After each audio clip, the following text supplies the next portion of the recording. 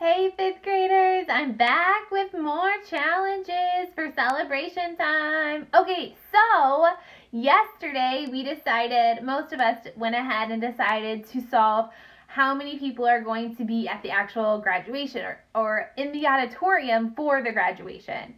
And so I want to share some of the things that other students were thinking, but I want to share some of the things that I was thinking also.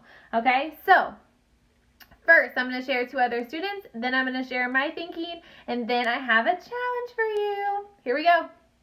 Okay, here is student 1. I want you to zoom in on the strategy they're using. What strategy are they using in order to solve this 3-digit by 1-digit multiplication problem?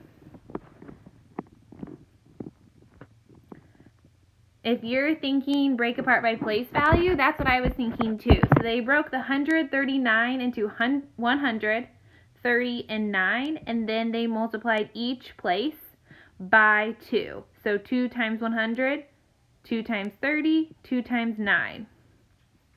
And then they added all of those partial products together to get their final product. So they broke apart, but they used partial product in order to solve. Okay, so they're telling us as a mathematician that there's 178 family members coming. Okay, so as a mathematician, there's 2 things that we need to ask ourselves. Number 1, did the strategy I used, did it give me an accurate, reliable answer? Okay, so we need to ask ourselves, is this an accurate answer? Is this reasonable? And one way that we can make sure that it's accurate is by checking it or using a different strategy to solve. The second thing we need to think about is when I solve, what does my number mean? Did it actually answer the question that I was presented? Okay, so this mathematician used actually the exact same strategy. They used partial products in order to come to the conclusion that there's 278 family members attending. And then they used repeated addition by taking 139 plus 139 to check their work, and they also got 278. So in this moment, this mathematician was saying, is my answer accurate? How can I find out if my answer is accurate? Okay, so I went ahead and I started with a model. I knew that each student, 139 students, were going to be taking 2 family members each. Okay, so I knew I had to multiply that by 2, and that would give me the number of family members.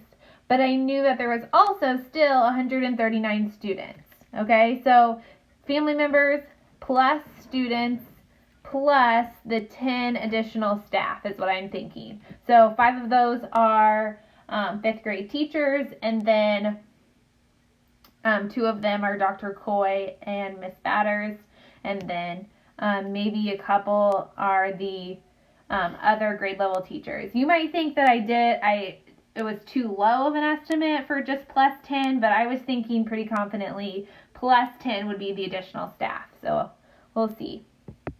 Okay, I also created an expression to represent, or an equation to represent my process. So first I found the family members, 139 times 2. Then I added the students, and then I added the additional staff, so plus 10 for the other staff members. And that's going to give me the total number of people in the auditorium. So if I look back at my list of the things that I want to know, students, family members, additional staff. I just kind of followed based on what I needed to know in my problem. Okay, so here is my math down here. What do you notice? What do you wonder? Okay, 139 times 2.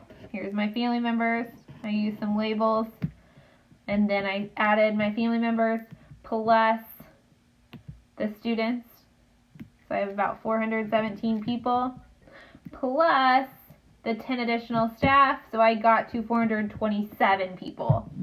And then I said right here, so about 427, let's go ahead and make that 430, just like a more friendly number.